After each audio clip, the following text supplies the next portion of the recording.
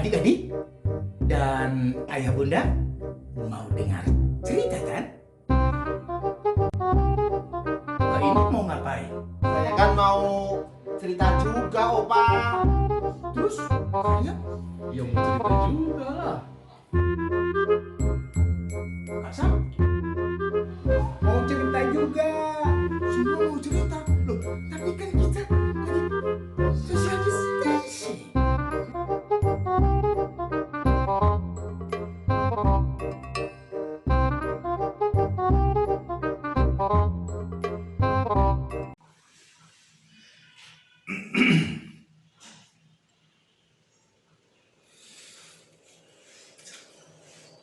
Assalamualaikum warahmatullahi wabarakatuh. Alhamdulillah,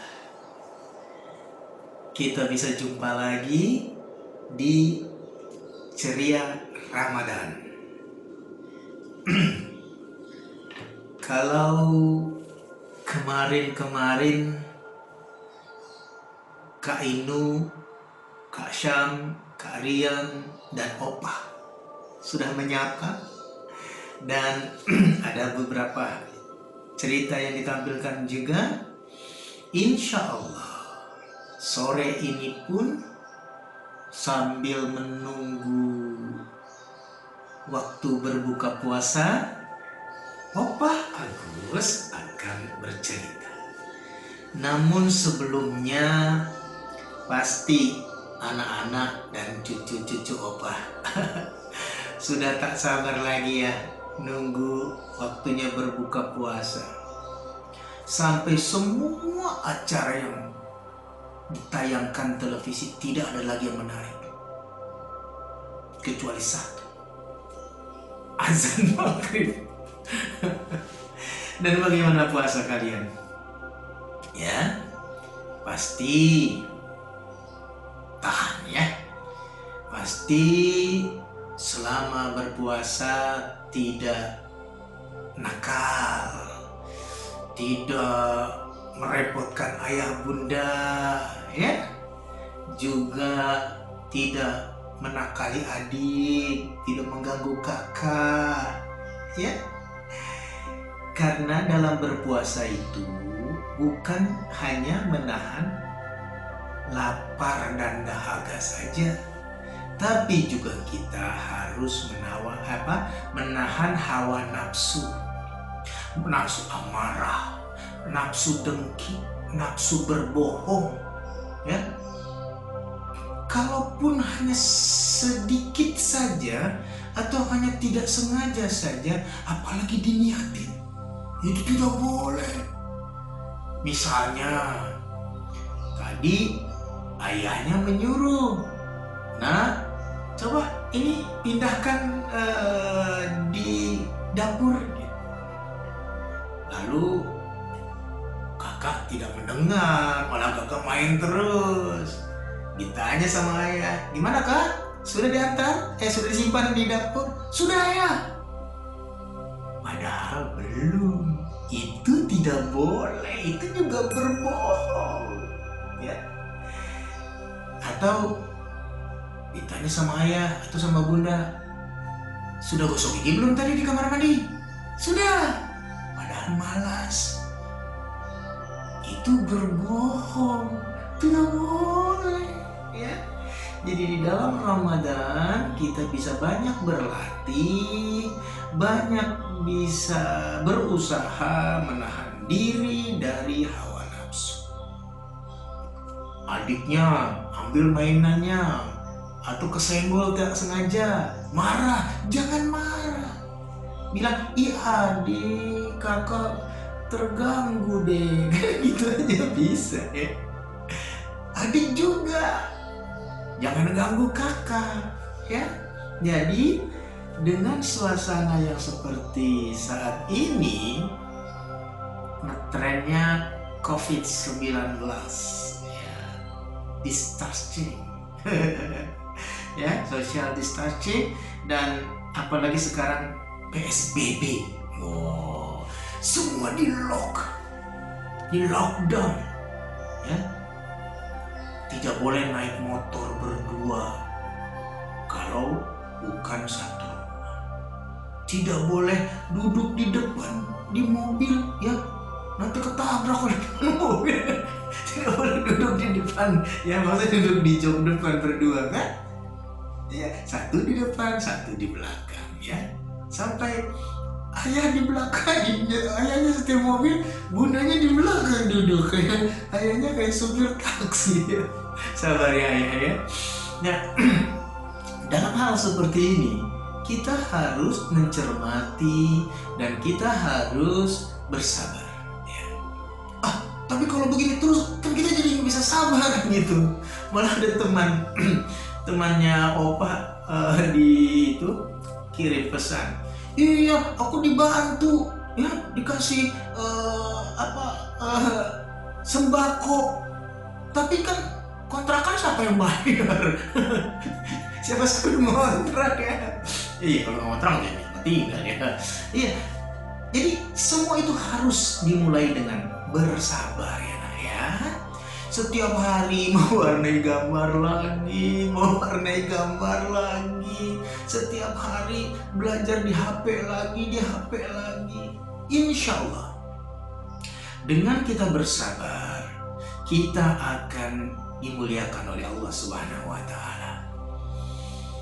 Kita tahan saja ya, karena itu kalau kita merasa sudah tidak nyaman ya tetap harus bersabar kan. Siapa yang bisa berubah ya, tetap harus berusaha untuk bersabar. Lalu misalnya muncul dalam perasaan ya mau begini terus, mau sampai kapan, mau sabar sampai kapan gitu. Yang namanya sabar nggak ada ujungnya. Tapi kalau misal kita sudah berusaha untuk sabar dan belum juga mampu, tingkatkan sedikit. Dari sabar itu yang anak ya menjadi ikhlas. Kita harus ikhlas menerimanya. Nah, karena hanya Allah Subhanahu wa Ta'ala yang bisa membolak-balikan hati manusia. Ya, jadi kita berpasrah diri, harus ikhlas. Nah kalau tidak ikhlas, tingkatkan lagi usahanya menjadi ridho ya, agar Allah ikut berperan dalam masalah ini ya. Jangan berusaha sendiri. Anak-anak mungkin bisa lihat ayah dan bunda kalau malam hari menyendiri ya, karena ingin mendekatkan diri kepada Allah, ingin lebih khusyuk ya. Temui di sana masalahnya dan sampaikan kepada Allah.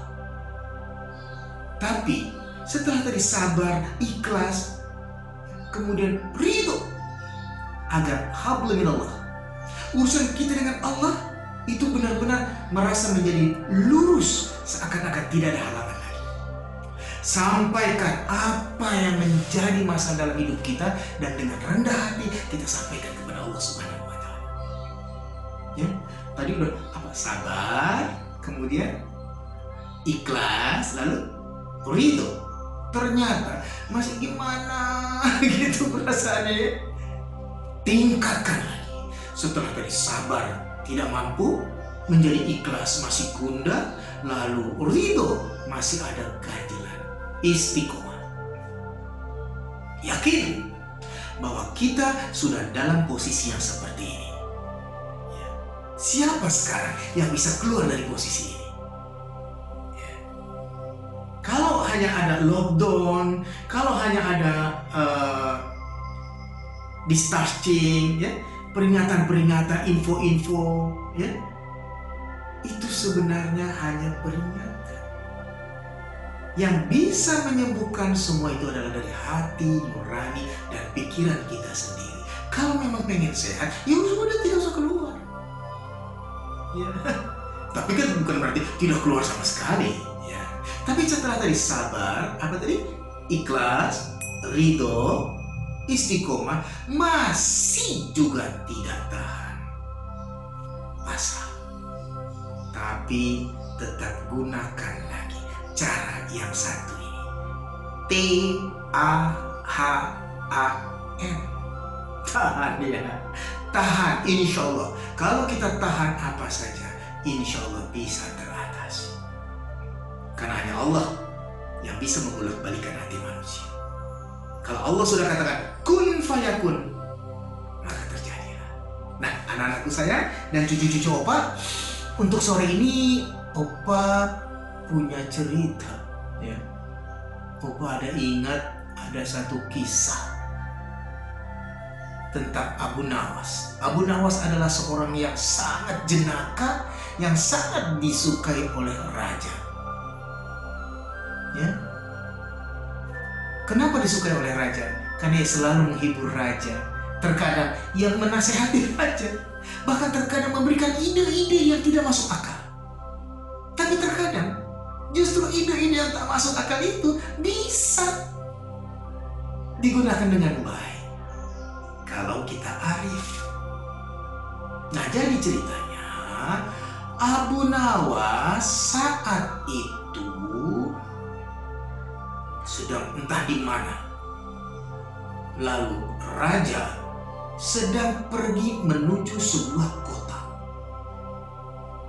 Tiba-tiba di tengah perjalanan, raja meminta kepada pengawal-pengawalnya, cari Abu Nawas. Kok aku merasa rindu dengan dia? Padahal raja sering dikalahkan dan raja sedang dikerjainya oleh dia. Tapi kalau tidak ada Abu Nawas, ia merasa kangen dan merasa rindu. Lalu ketemulah Abu Nawas. Dibawanya Abu Nawas menghadap raja. Ya, tuanku raja, kata Abu Nawas. Abu Nawas, kali ini aku benar-benar ingin bertemu denganmu. Tapi ini maksudnya apa, Raja? Raja tadi telah memerintahkan pengawalnya untuk mencari Abu Nawas dan bawa menghadapnya dengan memakai baju hitam yang disediakan, tapi celananya harus taruh di kepala. Raja yang kadang-kadang aneh terhadap Abu Nawas. Dia hanya mencari kelucuan-kelucuan saja. Tapi di balik kelucuan itu, kadang-kadang raja tidak sadar kalau itu telah mengecewakan dan menjatuhkan harga diri Abu Nawas.